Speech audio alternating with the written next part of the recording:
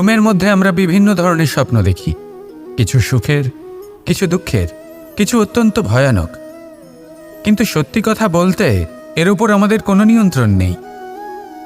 কিন্তু আমি এমনও কিছু ব্যক্তিকে দেখেছি যারা খোলা চোখে স্বপ্ন দেখেন এবং তা যাপন করেন। নিজেদের একটা আলাদা স্বপ্ন নগরী আছে ওনাদের, সেখানেই জীবনযাপন করেন। আসল বাস্তবটা কি তাতে ওনাদের কিছুই যায় আসে না। এমন কিছু মানুষ আছেন যাদের কাছে বিন্দুমাত্র জ্ঞান নেই, সে না হয় ঠিক আছে, কিন্তু জ্ঞান এমনভাবে প্রদান করবেন যে মনে হবে সংসারের সমস্ত জ্ঞান তাদের কাছেই রয়েছে। এমন কিছু মানুষ আছেন যারা ভালোবাসতে জানেন না, আর তাও আমি মেনে নিলাম, কিন্তু কথা এমনভাবে বলবেন তাতে মনে হবে যেন প্রেমের বিষয়ে সবকিছু শুধুমাত্র ইনিই জানেন। এবার আমি এমন কথা অবশ্যই বলছি না যে আপনি এরকম করেন, কিন্তু যদি কোনো ব্যক্তি এরকম করেন তাহলে তার এটা মাথায় রাখা উচিত যে সেই ব্যক্তি অন্য কারোর সাথে নয়, নিজের সাথে অনুচিত করছেন। কারণ এমন কাজ করে উনি নিজের দোষ, নিজের অপগুণ সংসারের কাছে নয়, নিজের কাছে লুকোচ্ছেন। আপনি যদি নিজেকে বুঝতে না পারেন, সম্পূর্ণরূপে নিজেকে আকলন না করেন, নিজের অপগুণ, নিজের দোষ পূর্ণরূপে না বুঝতে পারেন, তাহলে এটা কি করে বুঝবেন যে নিজেকে কিভাবে শুধরে নিতে হবে? আপনাকে নিজের সত্য স্বীকার করতেই হবে, তারপরেই আপনি নিজেকে পরিবর্তন করতে পারবেন। তাহলে স্বপ্নে নয়, বাস্তবে বাঁচুন, আনন্দে বাঁচুন, আর আমার সাথে ভালোবেসে বলুন রাধা রাধা। যতক্ষণ আমরা এই সংসারে জীবিত ততক্ষণ আমাদের সাথে সব কিছু থাকে, আমাদের ধন, সুখ স্বাচ্ছন্দ্য, আমাদের মিত্রগণ, আমাদের পরিবার, এই সমাজ, এই সব কিছু আমাদের সাথে থাকে। যেদিন আমরা এই সংসারকে ত্যাগ করব, এদের মধ্যে কেউ আমাদের সাথে যাবে না, না ধন, না স্বাচ্ছন্দ্য, না সম্পত্তি। এই সকল মানুষ, এই সমাজ, এরা শুধুমাত্রই শ্মশান পর্যন্ত আমাদের সাথে থাকতে পারবেন। তারপরে যদি আমাদের সাথে কিছু যেতে পারে তাহলে তা শুধুই আমাদের ধর্ম। আর এই সংসারে আমরা নিজেদের যে সুনাম রেখে যাই সেটা সম্ভব শুধুমাত্র কর্মের দ্বারা। সেই জন্য সংসারে যতদিন পর্যন্ত জীবিত আছেন, যদি কিছু অর্জন করতে চান তাহলে ধর্ম অর্জন করুন, ধর্মের বিষয়ে স্পষ্টতা অর্জন করুন এবং কর্ম অর্জন করুন। এটাই হবে আপনার অতীত এবং এটাই হবে আপনার ভবিষ্যৎ, এবং এটাই সকলকে প্রেরণা প্রদান করবে। আসুন আমার সাথে ভালোবেসে বলুন রাধা রাধা। বস্ত্র আমাদের সকলের প্রিয়, এটা আমাদের জীবনযাপনের জন্য প্রয়োজনীয়। আমরা সবসময় চেষ্টা করি সেই বস্ত্র পরতে যা পরলে আমাদের দেখতে ভালো লাগে। কিন্তু কখনো এই কথা ভেবে দেখেছেন যে কিছু বস্ত্র যদি স্বচ্ছ হয় তাহলে তা পুরনো হলেও দেখতে ভালো লাগে? ঠিক তেমনই যেমন কোনো খাবার যদি মশলাদার না হয়, অত্যন্ত সুস্বাদু নাও হয়, কিন্তু যদি তা গরম হয়, টাটকা হয়, তাহলে খেতে ভালোই লাগে। ঠিক সেইভাবেই যদি কোনো ব্যক্তি সুন্দর নাও হয় কিন্তু তার কথা খুবই মধুর হয়, তাহলে সেই ব্যক্তি সকলের প্রিয় হয়। কোনো ব্যক্তি যদি ধনবান নাও হন কিন্তু তিনি যদি গুণী হন, তাহলে এই সংসারে সম্মান লাভ করেন। সেই জন্য কখনো এই বিষয়ে দুঃখ পাবেন না যে আপনার কাছে ভৌতিক স্বাচ্ছন্দ্য নেই। আপনার কাছে সবথেকে বড় বস্তু, সবথেকে মূল্যবান বস্তু যেটা আছে সেটা হলো আপনার আত্মা, আপনার মন, আপনার বিচারধারা, আপনার গুণ, আপনার কথা। এগুলো সবসময় শুভ রাখুন এবং সবসময় নিজের সাথে রাখুন। এই জীবন সফল হবে এবং প্রেমময় হয়ে বলে উঠবে রাধা রাধা। একটা শব্দ আছে, পরিস্থিতি। অনেক মানুষের মুখে আমরা এই শব্দ শুনি। জীবনে যখন অসফল হই, দুঃখ আসে, সংকট আসে, কোনো বিপদ ঘনিয়ে আসে, তখন সমস্ত দোষ আমরা পরিস্থিতির ওপর চাপিয়ে দিই। আর দেখতে গেলে কোথাও না কোথাও ঠিকই করি। এই পরিস্থিতি প্রত্যেক দিনের মতো পাল্টাতে থাকে, কিন্তু এই দিন, এই রাত, এমন কেউ আছেন যিনি এর ওপরেও নিয়ন্ত্রণ সাধন করেন, আর তিনি হলেন সূর্য।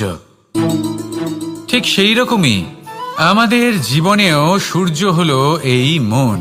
যদি এই মনের উপর আমরা নিয়ন্ত্রণ করতে পারি, তাহলে আমরা জীবনকেও নিয়ন্ত্রণ করতে পারবো।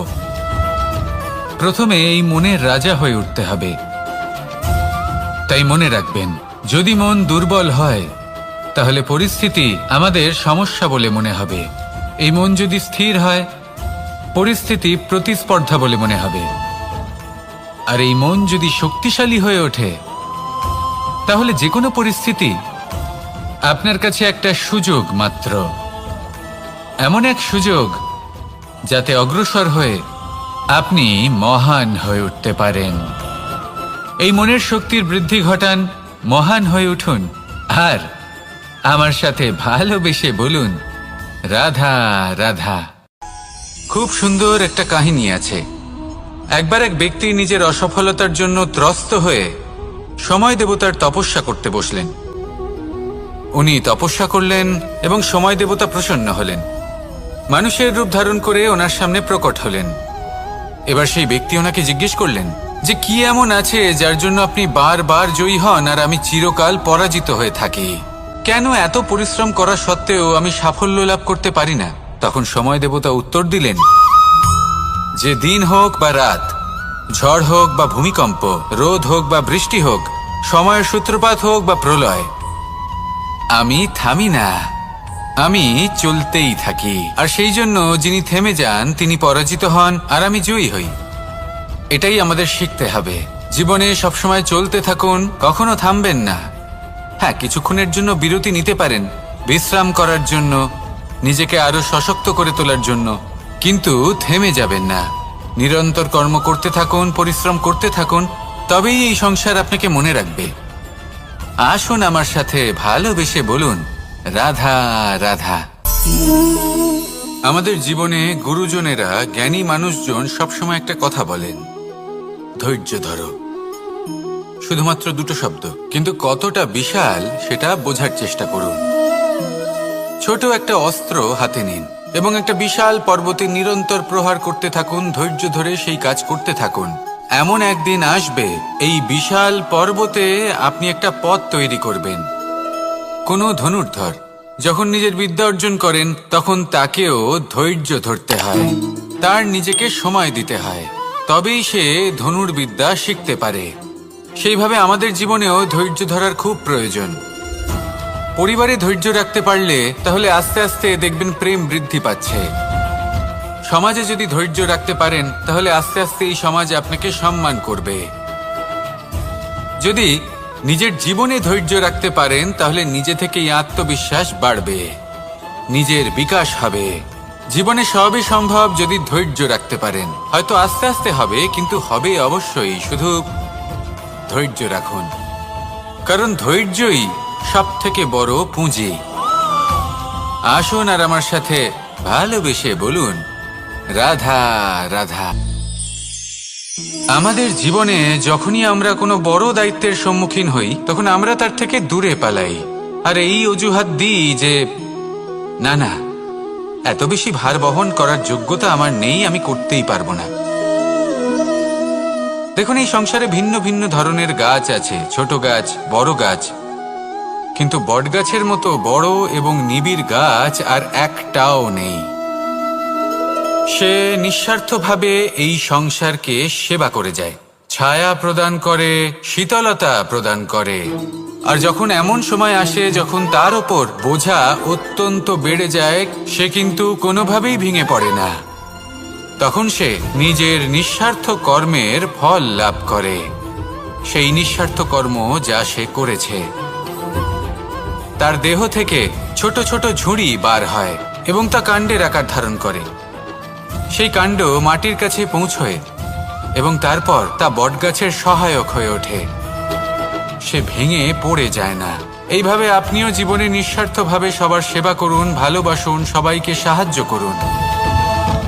যেদিন আপনার ওপর বোঝা অত্যন্ত বেড়ে যাবে, সেদিন এই সব মানুষ আপনাকে সাহায্য করার জন্য আসবেন, আপনার শক্তি হয়ে উঠবেন, আর আপনি বটগাছের মতোই মহান এবং বিশাল হয়ে উঠবেন। আসুন আর আমার সাথে ভালোবেসে বলুন, রাধা রাধা। মানুষ তার জীবনে দুই ধরনের পরিস্থিতিকে খুব ভয় পায়। এক, কোনো কারণবশত কারোর সামনে নত হওয়া। দুই, কোনো কারণে নিজের চরিত্র থেকে, নিজের মূল্যবোধ থেকে বিচ্যুত হওয়া। এবার কেন হয় এরকম যে কথায় কথায় কারোর সামনে নত হতে হয়? কেন বারংবার নিজের চরিত্র থেকে চ্যুত হতে হয়? এরকম কেন হয়? এটা তখনই হয় যখন আমাদের শিক্ষা এবং মূল্যবোধের অভাব থাকে। যদি মানুষের মধ্যে প্রকৃত শিক্ষা থাকে তাহলে এই সংসারে কোনো সময় এবং কারোর সামনেই নত হওয়ার কোনো প্রয়োজন নেই। যদি মানুষের মধ্যে মূল্যবোধ থাকে তাহলে তাকে নিজের মূল্যবোধ বা চরিত্র থেকে বিচ্যুত হতে হয় না, তা সে যাই হয়ে যাক না কেন। কোনো বালককে যদি জন্ম থেকেই সুশিক্ষার অধিকারী করা হয়, শিক্ষিত করা হয়, মূল্যবোধের অধিকারী করা হয়, তবে সে এই সংসারে এমন কর্ম করবে যাতে সে নিজেকে, নিজের পরিবারকে, সমগ্র সমাজকে গর্বিত করতে পারে। শিক্ষা লাভ করুন, মূল্যবোধ লাভ করুন এবং আমার সাথে ভালোবেসে বলুন রাধা রাধা। আমাদের সকলের জীবনে একটা লক্ষ্য থাকে যেটা আমরা লাভ করতে চাই। ঠিক যেন একটা প্রতিস্পর্ধা বিদ্যমান যে কে সব থেকে আগে নিজের লক্ষ্যে পৌঁছতে পারবে। আর সেই জন্য আমরা সকলেই খুব তাড়াতাড়ি এগোতে চেষ্টা করি, বড় এবং দীর্ঘ পদক্ষেপ ফেলি যাতে তাড়াতাড়ি নিজের লক্ষ্যে পৌঁছতে পারি। কিন্তু এক অত্যন্ত গুরুত্বপূর্ণ বিষয় আছে, সবসময় লক্ষ্য সামনে থাকবে না, কখনো কখনো তা খুঁজতে হয়। এই যাত্রা খুব কঠিন হতে পারে। আর ঠিক এই কারণেই সবসময় দ্রুত গতিতে চলা বা তাড়াতাড়ি পথে চলা সেটা আবশ্যক নয়। তার থেকেও বেশি গুরুত্বপূর্ণ হলো ভেবেচিন্তে তারপর পথ চলা। যদি ভেবেচিন্তে পদক্ষেপ ফেলেন, চলতে পারেন, তাহলে সেটাই সর্বশ্রেষ্ঠ পদক্ষেপ। কখন কোন দিকে যেতে হবে, কখন কোথায় দিক পাল্টানো যাবে না, কখন গতি বেশি রাখতে হবে, কখন কম, কখন থামবো, কখন চলবো, এই সব কিছুর বিষয়ে জ্ঞান অত্যন্ত গুরুত্বপূর্ণ এবং ভেবে চিন্তে চলতেই হবে। সেই জন্য শুধু তীব্র গতিতে সামনে এগোলে চলবে না, ভাবনা চিন্তা করে এগোতে হবে। আসুন আমার সাথে ভালোবেসে বলুন রাধা রাধা। কখনো কোনো প্রজাপতিকে উড়তে দেখেছেন? কি সুন্দর উড়ে বেড়ায় সে, এক ফুল থেকে অন্য ফুলে, এক পাতা থেকে অন্য পাতার ওপর। কিন্তু সে কিভাবে উড়তে শেখে কখনো ভেবেছেন? জন্ম থেকেই কিন্তু প্রজাপতির ডানা থাকে না, ও কিন্তু ছোট্ট একটা ডিমের আকারে জন্ম লাভ করে। তারপর সেই ডিমটি ভেঙে একটি কীট বাইরে আসে। আস্তে আস্তে সে বড় হয়, ওর শক্তি বৃদ্ধি পায়। তারপর সে সেই কীট দশা ত্যাগ করে নিজের ডানাগুলি মেলে। এই প্রক্রিয়া তার কাছে সরল নয়, অত্যন্ত যন্ত্রণাদায়ক প্রক্রিয়া, কিন্তু সে সেই যন্ত্রণা মেনে নেয়। আর তারপর আস্তে আস্তে সে উড়তে শেখে। শুধুমাত্র আকাশে উড়ে বেড়ায় তা নয়, আমাদের মনের মাঝে উড়ে বেড়ায়। এবার এই ডিম থেকে প্রজাপতি হয়ে ওঠার যে যাত্রা, এটা যতটা কঠিন ততটাই কঠিন হয় এই সংসারে শ্রেষ্ঠ কর্ম করা, ততটাই কঠিন হয় এই সংসারে মহান হয়ে ওঠা।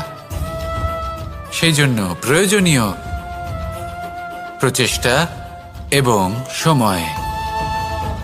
নিরন্তর প্রচেষ্টা করতে থাকুন, পর্যাপ্ত সময় নিন এবং আপনি নিজেকে এই আকাশে উড়ন্ত অবস্থায় পাবেন। আসুন আমার সাথে ভালোবেসে বলুন রাধা রাধা।